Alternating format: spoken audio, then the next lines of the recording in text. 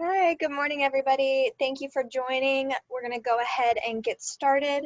The event is being recorded and will be shared on our YouTube and our Facebook at TurningPoint DCR once it has concluded. My name is Chandler Berry, and I'm the data coordinator for TurningPoint. I just want to thank everybody for joining our virtual education event. I just want to let everybody know that TurningPoint is utilizing Zoom webinar, so you will not be seen or heard. If you have any questions, please type them in the Q&A box, and we'll answer them during the presentation. Now I'll introduce our speaker for the event, Lisa, who is our nutritionist for TurningPoint, and she's going to be talking about holiday recipes revamped. Before I turn it over to Lisa, I just want to thank everyone for joining us for today's education event. We want to remind everybody that TurningPoint is a 501c3 nonprofit. We are able to host these education events free of charge because of support from the community, individual donors, and our socially responsible partners. These are businesses and individuals that are hosting fundraisers for TurningPoint this month, and we are beyond grateful for this support. If you'd like to learn more about what we do here at TurningPoint, please follow us on our social media at myturningpointbcr so you can follow our journey as well as learn how to support us. I'll now hand it over to Lisa. Thank you so much, Chandler, and welcome everybody on this fine Friday morning or afternoon. Today we're going to talk about just some recipe revamping. Really, when we think about this, I probably should have done this a little bit before Thanksgiving so we could have covered Thanksgiving and Christmas, but with that being said, let's just go forward. So first off, I just want to cover a couple of key points when we're just talking about food in general and food safety, because it's always safety first in the kitchen. I'm just going to go over some internal temperatures of what we need to cook our food to, especially mostly our meat, just to keep us safe. At Christmas time, you know, I know what I make for Christmas. Everybody has a little bit of more of a traditional, their own tradition that goes on. But all of these things that we talk about today, hopefully I'm covering the base of you know, our turkey, our roast beef, ham, all of that. So we need to know first and foremost how to keep our food safe and keep us out of foodborne illness, out of you know, upset stomach. We generally have an upset stomach because we overeat, but just to keep that upset stomach just due to that and not due to a foodborne illness later on. So with that being said, cooking into the internal safe temperatures, that's a key point when we are when we're cooking and when we're planning the course of our meal or planning the preparation of our meal. If we're going to do beef, if we're going to do pork, if we're going to do lamb, you know, generally it's not a ground product at this time, but some things do, like casseroles will have, you know, ground meat in it, or oh my gosh, dressings will have some ground meat in it. So we have to make sure that the internal temperature of whatever we're making gets to at least 160 degrees while in the oven.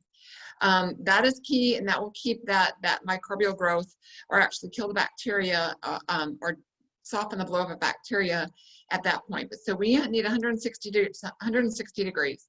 Turkey, chicken, if they're ground meat or a meat mixture, so like ground turkey, ground chicken, or the combination of those. Sometimes people will take a little bit of lean turkey, mix it in with a little bit of lean ground beef. But regardless of that internal temperature of whether it be inside in, you know, a hamburger or a meatball, the internal temperature should get to 165 degrees. Fresh beef, fresh lamb, veal. So we mean shanks, we mean pork chops, we mean turkey, ham butts, we mean all that. That should be, after it rests about 145 degrees, you can take it out of the oven, let it rest for about 3 minutes, and that's where it should land. A lot of the chefs out there will recommend, you know, taking that bird out of the oven, or that roast out of the oven and letting it sit. In fact, I just heard this last Thanksgiving that it's recommended that we take that bird out of the oven and we let it rest or sit on the counter as long as we let it cook. It makes for a moister product in the end, and a tastier bird, because all those juices absorb back in. But at that time, we have to just be cautious and leery of that temperature on the inside. We're going to talk a little bit about the danger zone, about where that growth of the microbial growth is at its peak. So with that being said, it's not harmful to let it sit on the counter, but we have to pay attention to the internal temperature. So we need to get an internal temperature. Let's just go on to the poultry. So poultry, that is, the whole bird, that is chicken thighs, turkey thighs, chicken legs, all of those. So the whole part instead of the ground. Again, so 165, that's the key with all of turkey, chicken, and so forth. Same with pork and ham. If that's one of those things that we have to recook, if it's already cooked, if it's a smoked ham, we should bring that temperature back to bring it back up. Okay. So talking back about when we're checking a temperature, what is the best way to check a temperature? We need to make sure that we have a thermometer that works accordingly. How we test thermometers in food service is that we take the thermometer, we take ice water, we put water, a bunch of ice, we put that thermometer in there, and it should read 32 degrees at that freezing point. It should read that. If you stick it in the freezer, it depends on what your temperature in the freezer is, but generally in the freezer we like it to be at 32 at 0. So check that thermometer, just make sure that it's working okay. That thermometer then, when we are checking a temperature should be in the thickest part of either the turkey or the roast or the ham. It should be at the thickest point, not anywhere close to the outer rim, because obviously we know that the cooking goes from the outside to the in, and so we need to check that internal temperature rather than around the parameter. Try not to be hitting a bone. Make sure you're not hitting a bone when you're doing that, because that will throw off that proper temperature or your reading of the proper temperature. So the danger zone, again, we're going to just go over that. 165 degrees is really, that's a recommended, avoiding those temperatures and those microbial growth. Ground meats, we've got that established at 160. Even on this one, it says egg dishes. So like if we do quiche, or if we do, breakfast casserole in the morning, that too should be at 160 degrees.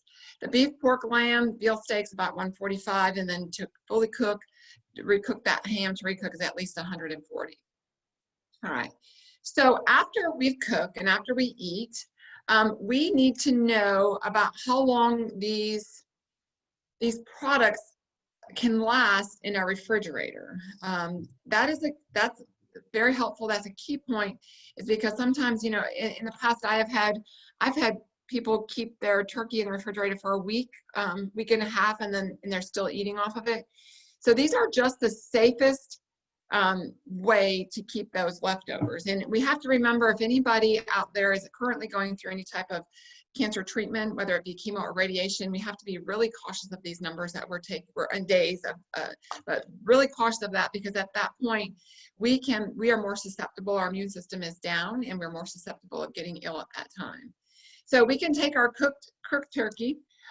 You can keep that cooked turkey I generally recommend removing it from the bone before we put it in the refrigerator, and we'll talk about that in a little bit. We're going to take that carcass and do something with it, but that cooked turkey should be off the bone, and it can last in the refrigerator anywhere from 3 or 4 days. If you know that you are not going to consume all of it in that time, go ahead, wrap it up very airtight, and go ahead and stick it in the freezer. The freezer, obviously, at 0 will prolong the life of that product, and you can last for about 2 to 3 months in a freezer state. If you have a raw turkey, after if you buy a fresh raw turkey, it's really, really good, what the standards say, about 1 to 2 days kept in your refrigerator before cooking it. You can actually, the frozen turkeys out there can last up to a year in the freezer section, so we have to really look at the expiration date on those. Your gravy, really it's about a 1 to 2 day time frame. When we reheat our gravy, this is the biggest thing, and we'll talk about reheating everything. Well, let's just save that for later. Green bean casserole, that can last for 4 days. Your cranberry sauce, which a lot of people think that is can last forever in a day. 2 weeks is a good time. That's a good time for it to last. Generally, we don't make a lot of that, so it doesn't linger around. But that is a safe bet. 2 weeks, you can do it that one. The mashed potatoes, the yams, about 5 days. Pumpkin pie, apple pie. is really only good for about 3 or 4 days. So if this is, if this is Thanksgiving and we are still eating our pumpkin pie, if there's any left, we need to really rethink that. Even if it's kept, tight in the refrigerator, we need to probably reconsider and possibly get rid of that at that 3 or 4 day mark. Bread doesn't really per se go bad. It does spoil. It does get dried out. It does grow mold. So 5 days, if it's a fresh bread, we generally recommend at that point to examine it. You can, at that point, if it's all just dried out and it's still safe, we can make breadcrumbs out of that. Those can be kept in the refrigerator the same amount of time, or used immediately, or frozen up to 1 month. The stuffing, 4 days, and then obviously I thought this chart was funny. The reason I put this on here is wine. It can last 3 to 5 days or 2 months in the refrigerator. And generally, a lot of people don't have a lot of the wine left over, but everything else tends to linger a little bit. So cold food storage, that's what we need to do. We need to get that food after it comes out of the oven. We need to, there's about a 2-hour window, we generally say, is to get that food cooked, cut, eaten, and stored and put away. All right, so we're going to stay out of this danger zone. I don't know if anyone has ever really heard that term before, but a danger zone is what we talk about. We need to keep cold food cold and hot food hot. Cold food is best. We have less microbial growth. We'll go to there. If we can see this, it's a little bit small, but if we look at below 40 degrees, what happens? Some bacteria can survive, but no growth occurs. So at that time, we have deadened and we've stopped any type of growth. In between that degrees of 40 degrees up to 140 degrees, bacteria, it can survive. It can, and it can still grow during that time. The higher that temperature, you'll see the more rapid the growth. At 40 degrees, you have some growth, some food poisoning. Bacteria can grow, rapid growth in between that, like around 60 to 125, but anything up in that, bacteria is going to survive and it's going to grow. And the thing about the bacteria, we know that we can't see it, we can't taste it generally. So it is the best if we just are mindful of what the temperature of things are. So if we go back a little bit and we're talking about our turkey in the oven, and we get that turkey to the internal temperature of 165 degrees and we pull it out, and if I said, like the chef said, let your turkey rest for as many hours as you cooked it. So if you cooked that turkey to 165 degrees and you cooked it for 3 hours, what he's telling us to do is let it rest for 3 hours. At that point, what we need to do is keep our thermometer in the deepest part of that turkey and monitor that. When it gets too close enough to that 140, I'm hoping at that point that we are sitting down, we are eating our meal, and then finishing and having that food stored. So it is best sometimes with that theory, if we're talking about the best result in a turkey, is to prepare 2 smaller birds rather than 1 large bird. Even if we know we prepare for leftovers. 2 smaller birds, that means if they cook for an hour, then they sit an hour, they're not going to fall into that danger zone as quick. I shouldn't say as quickly, but we have a less lag time of sitting on the counter. Anytime that temperature gets 140, we can look. The lower cooking, the whole temperatures, they prevent the bacteria from growing, and that's what we want. We don't want any more growth. High temperatures can destroy the bacteria. So when we reheat things, we want to reheat, for instance, gravy. If we're talking about revamping and doing things, that gravy that we have, before we put it on mashed potatoes again, that should be, I always recommend to put it on the stove again and to boil it, to legitimately just boil it and let it boil for a good minute before we take it off and use it again. And so those internal temperatures of our mashed potatoes and everything else should be, so hot food should stay hot above 140, then cold food should stay less than 40. So our cranberry sauce, things like, we have orange fluff, we have different salads that should be kept below 40. And then our hotter foods, the higher that temperature, obviously, the better off, especially when reheating. But we obviously don't want to cook it until it's charcoal or it's overdone, completely like shoe leather. So just get it up. Our refrigerator keeps it, but we can either eat it cold, a cold turkey, or we can, when we heat it back up, I'd recommend heating it back up to like the 160, 165. Okay, so time and temperature in relation, the longer the food is sitting in that danger zone, the greater the risk of people getting sick. And as I said a little bit earlier, those undergoing any type of cancer treatment, whether it be yourselves or loved ones, you have a greater risk just off the bat. So if you are the caregiver and you're preparing for your loved ones who are cancer undergoing treatment, then we need to be extra cautious for them. And sometimes people are like, well, at least it's only a couple minutes. But for some who have an immunocompromised systems, we really need to take their needs into consideration. Okay, so these are just a couple little interesting food for thought. Just some statistics, and I looked up some stuff. Millennials plan on spending more on their Christmas dinner than any of the other generations prior to them, which I found that to be it's interesting. It's fascinating. The average number of attendees is going to approximately be 11. That was prior to COVID. These are numbers from last year. So with that being said, some of these numbers might not be as they might not apply to this year, but in the past years, I find it fascinating that the average cost of a dinner, I thought it was actually higher than this, is about $152 when I looked at it.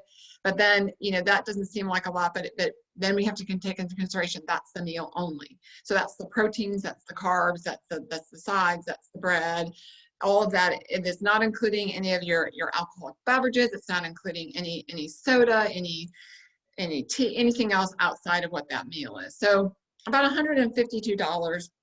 Now, with it being, COVID, and we can touch base on that, the recommendations, and I know within each state they're different, but across the board, they do recommend keeping a very low profile at Christmas, a very low attendance.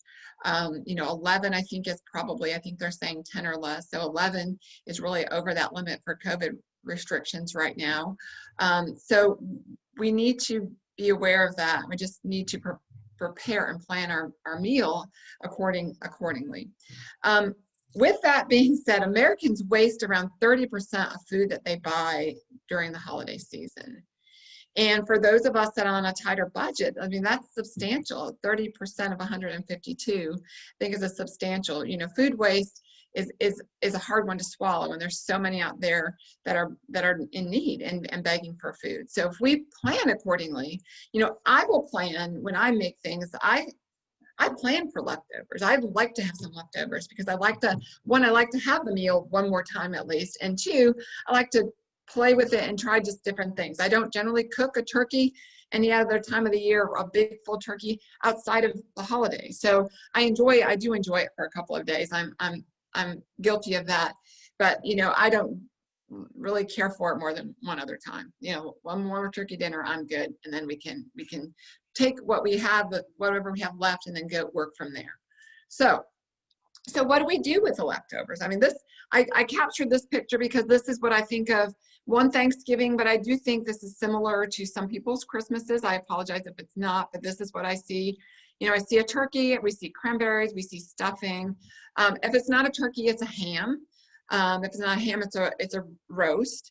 But we always try to incorporate like green beans, some other green. There's always a starch like mashed potatoes, sweet potatoes. And what I recommend with that is when we're preparing, we have our favorite dishes, but for instance, if we love mashed potatoes and, we're going to make sweet potatoes just to have a variety, do we have to have a sweet potato casserole? Those are similar in texture. They're similar in endpoint. I know flavor is different, but we have a mashed potatoes that if we make it true to how we make mashed potatoes for our comfort food, is high in fat and high in saturated fat, high calories. And so a sweet potato casserole, it can be the same. I know how they're made. I know what they're put on. We have marshmallows. Some people put marshmallows. Some people, put a lot of brown sugar. And so that's another high calorically dense food. So why don't we try something different one or the other. Maybe take sweet potatoes, and instead of mashing them, maybe we can cube them and we can roast them, or maybe we can slice them in circular wedges and and bake them in the oven with a little bit, or simmer them with a little bit of chicken broth, and throw thyme in there. Just have one of the side dishes that are not so calorically dense, so we can use those leftovers down the line or for the next couple of days. So just a couple ideas. I'm just going, I was thinking about just like different meals and what we would do and how we can pull in some of these. So what do? Some of the things that we can do, we try when we're revamping or repurposing or stretching out those ingredients. I always recommend try not to add any more sodium or fat to what we're doing. At Thanksgiving, I have my philosophy is that I cook things and I don't skimp on that day. I don't substitute a lot. I don't make a lot of those substitutions. I would rather have a little bit of something that is my memory and tastes great than a lot of something that is not good or tasty to me or a good memory. So I don't skimp on my Thanksgiving or my Christmas meal. So when we are repurposing, we don't need to add any more, because I feel like we did it enough on the day of making the initial dish. When we do this, I always, anyway, every meal, I encourage, no matter if anyone I've talked to personally, privately, add a fruit and a vegetable to each meal that you're preparing. Fruit and a vegetable. Well, fruit, no one, besides cranberry sauce, no one's ever thought of accompanying or adding another fruit at this meal. So when we have the days after, let's incorporate a fruit and then a vegetable, another vegetable outside of what we already had, because we're going to repurpose the vegetables that we used. So it's just an accompaniment. So we can take steamed broccoli and add it to some of these things we'll talk about. We can take fruit and we can just fruit with every meal, whether it be a fruit cup of applesauce or whether it be a banana or whether it be orange wedges, because this is the time of year citrus is in season.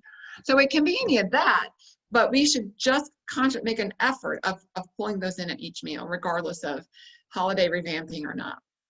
We can use whole or ancient grains in place of recipes calling for stuff like just white rice, like the traditional casserole, like a broccoli casserole is it's rice. I understand that, but we can try it with a different grain. We can try it with farro, or maybe we can try it with millet, or maybe we can try it with freekeh, those different types of grains that we can kind of switch up and add a little bit more health to that dish. I always like to use, if you have a really good avocado, this is something that when we're shopping for the holiday, I encourage people to pick up a couple of avocados and get them really good and ripe for those days after. An avocado sliced on anything I think is amazing, but we can use avocado in place of mayonnaise on a sandwich or in some dishes. We can actually use half avocado and half mayonnaise to decrease the brunt of the calories. Well, not so much the calories, but the fats, saturated fats. Okay, so breakfast, we need to eat. A lot of times people the day after are like, oh, I ate so much yesterday, I'm just not going to do it today. I need to fast and get all of that out of my system. And really, the answer is we should eat breakfast the next day. And with that, we can take our turkey, we can take ham, we can shred it, slice it, dice it, we can saute it with some vegetables. At that time, turkey, and you can do onion. Onion is a great vegetable, it's very aromatic. For breakfast, we can do green pepper. These are the traditional type of vegetables that we see at breakfast. You can do non-traditional. You can pull out an eggplant and saute an eggplant with turkey and make an omelet out of that, or make a frittata out of that, or you can take that and add that mush into, wrap it up in a tortilla. You can just make an egg scramble with all of the turkey, even some sauteed vegetables that were left over, like maybe it's Brussels sprouts, which is an odd thing for breakfast, but it's actually good with either scrambled eggs wrapped in a tortilla, or you can do an open face. You can take your stuffing, a little less your stuffing. You can take your vegetables. So whether that be it's really good with, like I made some zucchini, sauteed zucchini, and then you take an egg, a hard boil, over easy, or however you like your egg, and just put it on top of it, kind of a runny egg, and That is a different twist on breakfast. You know, we're substituting that bread with a dressing, and we're pulling in a vegetable, and all what we're really missing at that point is some fruit. So we should always have fruit on hand, grapes, whichever. So you can make a hash. I know it doesn't have to be a corned beef hash. You know, sweet potatoes can make it, the greens can make it. Really, what is it? What is hash? Hash is anything that you make it. Hash is just a whole bunch of stuff thrown in together, hashed up, and enjoyed. So at that point, you can pull in the turkey, the ham. You can do sweet potatoes. You can add extra rosemary to that, or you can add some thyme to that just to give it a different savory flavor. And you know, don't forget the eggs. Pull the eggs in there. An egg, you can do a scrambled or an egg. You know, egg is a good source of protein. You can do an egg over easy and add that into it just as well. This one was fun. I found this somewhere else. I never even thought about doing like a hash brown and using my mashed potatoes, my leftover mashed potatoes, and put them into patties and like fry them on a non-stick skillet. Make them very thin, like you can almost make like a potato dumpling out of, a potato pancake out of it.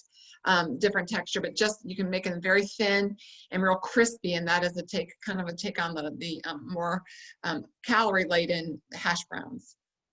Oatmeal, it sounds a little bit off, but we can put oatmeal, or we can put our old cranberry sauce, I should say, on our oatmeal. Sometimes, you know, you can have that, you can make an overnight oatmeal the night of your Christmas night, and you have that cooking overnight, and then in the morning you can pull that cranberry sauce. Cranberry sauce, we know, is always good with walnuts. I feel you can do any type of nut. You can do pecan, you can do pine nuts, for all that matter. But that, and then I would always throw in an extra layer of nutrition, and you can do a chia seed, you can do hemp seeds, you can do flaxseed on there. So any of those would actually add another layer of flavor and another layer of nutrition on there. Again, I think I mentioned the breakfast burrito without even going over it, but you can take, you know, we can do our switch. We can do a corn tortilla instead of a flour tortilla. We can take those sweet potatoes, spread them, make a mash out of them. If you had corn, maybe corn was one of your dishes, you can put corn on at that time. Shred your turkey, put some leftover greens on it, and then either do some scrambled eggs. Even you might not even want an egg at that time. Egg might not even be the option, but that is something that you can have at breakfast time, and that is a savory breakfast. And then on the side, I would do that fruit. I've never tried to put cranberry sauce on yogurt, but you can actually make your yogurt parfaits using your leftover cranberry sauce. I know the cranberry sauce is very tart, and so is the yogurt. So to calm that down a little bit, I probably would throw in some chia seeds. I probably would throw in some walnuts. That's where my taste is. I would avoid probably putting a lot of granola type things in. That's just going to add more sugar to the dish, because cranberry sauce is generally made with some sugar. So I would just try to not add any more sugar to that breakfast or that parfait at that time. Okay, so breakfast, we have lunch. You know, we can always substitute, you know, instead of white bread. The white bread gets, you know, picked on, but, you know, or whole grain wrap. You can do a whole grain wrap. You can do a spinach wrap. You can do whole wheat bread. You can do any of those. But if you know, add or saute, you can add to that sandwich. You can do some sauteed spinach. You might have had that left over. I don't even care if you had cream spinach. That would be a little different twist. You would get that the nutrition of the spinach, that's the mayonnaise type from the mayonnaise, obviously in the cream spinach. And then I would put on, with that, I would just add some crunch. I would add either some more fresh spinach, I would add some lettuce, and then whatever's left over. You know, you can add in a wrap. You do a wrap. What's really good in a wrap are green beans. So if you ate green beans the night before, you can put them in the same thing in the wrap. Makes for a really good, and adds that really good crunch. Leftover root vegetables. So your root vegetables, you can actually do a combination. You can do, You know, maybe on the day of Christmas, maybe instead of, like I said, the sweet potato casserole, but have just root vegetables available. So it can be sweet potatoes at a time. It can be turnips, the whole turnips. It can be a rutabaga. And what we take and we dice them and we put them in the oven and we roast them. And when we roast them, they have a natural, their own natural sweetness. They have a different flavor, a different texture than if we were to boil and mash them, obviously. So do root vegetables, and that root vegetables, you can make a puree and you can smash them. You can add that in the place of mayonnaise, really, to any sandwich.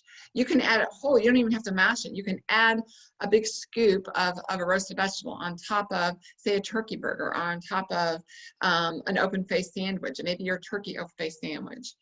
A rice bowl, instead of, you know, making a rice bowl like almost like, you know, you take your rice, instead of using rice, you can use quinoa, you can use those ancient grains like I mentioned for breakfast.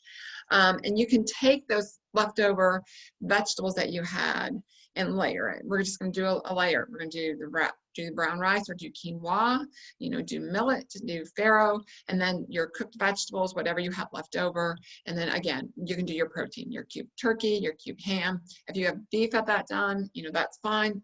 Cube that up and put it on top. Another spin is turkey nachos. I always love nachos myself. So dice the turkey instead of chicken, you know, instead of the chicken nachos, load it with like the green onions, you know, avocados, because we were hopefully, let's keep those on hand. You can get cilantro if you like cilantro, sprinkle it with hemp hearts for added protein and B vitamins and just a little bit added texture. And then at that point, you can add a little bit of be mindful about as much shredded cheese as you want to put on it. If you want to do queso, then do that. Just be mindful of how much you put on. But those make a really good lunch snack slash snack in the evening, something that is just fresh. You can add even fresh jalapenos to it if you want to, sliced up. Okay, so sides, you know, if you don't want to eat the whole entire meal again, if you don't want to, like, I don't know if I want to do turkey again. I want, you know, maybe I want pork chops today, or maybe I want to do some chicken, or maybe I want to do fish, salmon. So you can puree those root vegetables again, just like sweet potatoes or pumpkins, and you can add them, like you can add them to your favorite dishes. Like if you decide that you want to have, you know, your mashed potatoes, instead of just having your mashed potatoes, take those vegetables that you roasted, mash them in the mashed potatoes. It just will add some nutrients to it. Mac and cheese, a real trick with that one, if maybe I know people do butternut squash for the holiday, for Christmas. I do it periodically, not every Christmas, but that is one I do like I do enjoy.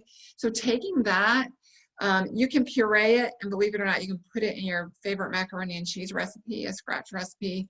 And instead of topping that recipe off with breadcrumbs before it goes in the oven, I say, like, take your stuffing, if you have some left, put it on a cookie sheet, spread it out, make sure that it's got a lot of room. It's not in you know, we're not baking it, we're actually drying it out, crumble it up, so we can add that crumble to the mac and cheese.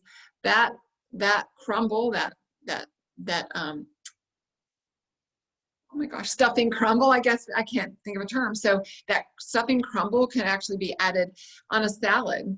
It can actually be added, if we look, like, even like a loaded baked potato, if we look at a loaded baked potato, it has diced turkey, again, those root vegetables, some corn, some green onions. You can use cottage cheese in place of sour cream. I would recommend trying that. It's a great substitute. You're adding a lot more protein, less saturated fat when we're doing that, so that's a plus. And if you wanted an extra texture, you can take a little bit of the stuffing crumbs and sprinkle that on top. So those are just sides. And then, you know, soups, you know, when I said I prefer if you take that turkey off of the carcass before you store it, and this is the reason why, is because at that point we take that carcass, you know, it's still warm. Put it in a stock pot. You can put, or a crock pot, I should say, either one. A crock pot, there's a recipe. I have the link there if you want to write that down. It'll tell you per se how to do it. But basically, you take your turkey, the carcass, you put in a crock pot, some celery, some carrots, some garlic, peppercorns, a bay leaf, and you cook it on really low for as little as 12 hours, but up to 36 hours. And what we're doing is we're making a turkey bone broth. And I think we've all heard maybe that term of bone broth before. And, you know, we can make bone broth, A broth is just basically, you know, we simmer it for a couple of hours and you extract the flavors from the bones, from that carcass. But a bone broth, what we're doing is we're letting it go low and slow, and we're pulling out some of the cartilage, pulling out some of those nutrients from within the bone, rather than just the flavors that surround the bone, if that makes sense. So a bone broth simmers and stays longer than just a bone, like a turkey stock. So either one, we can do either one. If you just want to do a turkey stock, I love when people do that. I think it's a great idea because that turkey stock is fresh. One, you know what ingredients are in it. Two, you take it, wrap it up real good, and then freeze it. You know, if you have glass jars or freezer safe jars, freeze it in containers of like 1 cup if you can, because we always need some, never should be always, but we need sometimes, I just need 1 cup, like 1 can of chicken broth, or I need that for a recipe. So you just go in there and you pull it out instead of pulling the whole entire bag, you know, gallon of turkey broth. So I recommend doing that turkey bone broth. It works really well. If you've not tried the bone broth before in recipes, it's just adding that extra layer of protein and that extra layer of the collagen that we all need and want. So, and it's delicious on top of it all. So that bone broth then become your base to everything. It could be your turkey noodle soup, you know. Really, chicken noodle or turkey noodle soup is your own flavor. It's what you like in it. It doesn't have to necessarily have exactly what, you know, turkey or chicken, and then, you know, egg noodles and celery and carrots. Throw anything that you want in there. Those leftover Brussels sprouts, I know that sound, but leftover Brussels sprouts in a turkey noodle soup is really good. Spinach. If you keep fresh spinach, when we serve a hot soup, I recommend putting your bowl and then filling that up with a handful of fresh spinach, putting hot soup over it, and it wilts just enough to give it some texture and some beautiful color, so because it doesn't get wilty, you know, more of a dingy green. It's a bright, vibrant green at that time. So it's delicious. And another thing, yeah, it's delicious. So putting that on, making sure, like, if we have, like, when we're preparing for our meal, like, let's prepare for our leftovers for that meal. And spinach, like I've said, spinach is the key to have, and also the avocado. I think that's a really good thing to put on your list for those days. You can do a pho. You know, a pho, if we've ever had the noodles, those are just like a rice noodle and with a bone broth. And you can do your shredded turkey in place of the chicken. At that point, they use bamboos. They use fresh jalapeno. What else is in there? Mint. It could be mint. And it's just a hot, steamy bowl of soup broth mostly. And around this time of year, I think it's amazing, especially when it's colder outside. All right, so salads, you know, we can use turkey to make a turkey salad instead of, you know, chicken salad. If we're going to make sandwiches or pitas, we can do a whole wheat. We can grab a whole wheat pita, pitas, and make a turkey salad. Use that, you know, substitute half of the man with that smashed avocado. That's going to add a little bit of flavor to that. And then you use the whole grains. You can do the whole grain pita, as I said, or whole wheat pita, and then put in there, instead of the lettuce, we can put the spinach that I recommend buying, extra spinach. You can put in that sandwich absolutely anything you want. I keep going back to the root vegetables because those add a different texture and sweetness to any dish. So those, you can't go wrong with making extra of those. Top a bed of lettuce with your turkey and your vegetables, sweet potatoes, you know, add some corn. Add a little bit of cranberry sauce, you know, to that. That's going to add that tartness to it, and that'll actually decrease the amount of salad dressing that you have to use because of the moisture from the cranberry sauce, the flavors from that cranberry sauce. Again, a kale salad. Kale is an excellent way, or a kale salad is an excellent way, I should say, to reuse all of these leftovers. Okay, the stuffing crumbles, as I call them, are excellent on a kale salad. You know, you can take your kale, put a little bit of olive oil, a little bit of garlic on that. Some pine nuts are great in there. If you want to take those root vegetables, again, that's refurbishing. Take those root vegetables, put that in there. toss it all together, a little bit of lemon juice, and then on the top you do those crunchy, refurbished, I'm having a hard time with the stuffing crumbles. So try that. It is a good treat. It's a good treat. It has a different flavor. Okay. And I think with that one, that is the last. I mean, we know what our suppers are. Oh, come on. I hear static. I don't know if you guys can hear that. So with that being said, if we just go back and look at what we can do and how we can make refurbished leftovers, you know, the thing that I want you to, the take home message is try to be creative with it. Try to plan ahead for the leftovers, making a little bit extra of those root vegetables. Buy your spinach, buy your avocado, get some tortillas, whole wheat tortillas, get some whole wheat pitas, so you can prepare for that on the back end. So, okay, I think that's what we have, all I have for you. Any questions? You, Lisa. You've made me hungry, to be honest. And you gave me so many good ideas, so I'm sure everyone's taking home some good notes with them today. Okay, perfect. So right now we're just going to answer any questions that you have, so go down to the Q&A box and leave us a question right now. So we do have one in regards to just nutrition in general. Okay. So it says, is fasting for one day okay? For one day, it's okay. I don't know what the purpose of just one day. I don't know if we're fasting prior to that meal or after the meal. It's not a harmful thing to do. I just need to know why we think we need to do that. Why is fasting important? If whoever asked that question, they can clarify that in my mind, I can have a better answer. Yes. So just, you can leave it in the Q&A box, even though it would be a comment.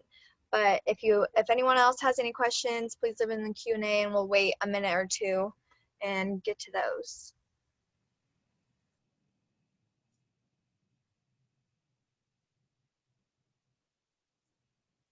Trying to think of other ideas for you guys while I'm waiting for questions.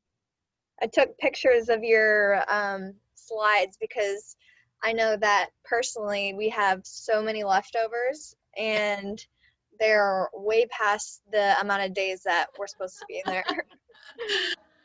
You know, I often say when I started learning about all this, I sit back and like, it's a wonder I'm alive for what I remember what happened in my house. It made my gut really strong, but you know, and it's something that we have to think about, especially with immunocompromised patients, especially, you know, too, and like with COVID and a lot. So she responded and she said, I've heard it's good for cancer patients to fast or intermittent fasting. She said, I have had too much meat and carbs and gained so much weight. Okay. So as far as with is it good for cancer patients to fast? I don't like my cancer patients to fast. Personally, I don't like that. During that time, we need to fuel our body. Sometimes people will fast prior to chemotherapy, and I mean fast a couple hours fasting. I don't mean a whole day of fasting. You know, at that time, our body is compromised and our body is needing more calories. We need more protein at that time. So to deprive ourselves from that just puts us at a step backwards instead of a step forward. We all, you know, that this is what a holiday is. A lot of it too, weight gain, you know, we eat a meal and the next day we're like, oh my, how did I gain 5 pounds at Thanksgiving? Like, I didn't eat 5 pounds of food. And no, we didn't. But what happens is like I say, the preparation of our meals, and we think about those meals and we think about how we eat outside of that day. I will be completely honest. The next day I'm more swole. I have more sodium retention or fluid retention because of the amount of sodium I had. So I equate it for that. The weighing yourself the day after Thanksgiving is just asking for trouble. Okay, because that's not a true weight at that time. You know, we have more sodium, we do have a little bit more calories, but the calories that we consume are higher, but they're not going to to really contribute to a true weight gain. That gain of weight on that one day is mostly fluid. Okay, now if we eat that same meal 5 times in a row and at the end of that week we're 5 pounds heavier, then yes, that is weight gain from the food that we consumed. But one meal is not the culprit. Plus, we're more dehydrated on Thanksgiving. I don't know if people realize that. We drink less, we're eating more. Some people have more alcohol on Thanksgiving. You know, I mentioned that. That all is a contributing factor. Perfect. Thank you so much. You're welcome. I believe that's the last of the questions. So for the people in this attending, if you have any additional questions for Lisa, for Turning Point, or even if you want to schedule a one-on-one with Lisa, please email us at staff@myturningpoint.org. So that's staff@myturningpoint.org. Thank you again, Lisa. Thank you, guys. Also, I want to thank everyone for joining our education event, and I hope to see you at future ones. I also want to remind everyone that this presentation will be posted on our social media. So it will be on our Facebook and our YouTube at Turning Point BCR. And I just want to finish off by reading this statement on the slide. Turning Point is committed to supporting the recovery of breast cancer patients through survivorship education. Please feel free to express your appreciation of this complimentary program through a donation. We are thankful for our socially responsible partners for sponsoring today's event. Thank you, everyone. Have a great day. Bye, you guys.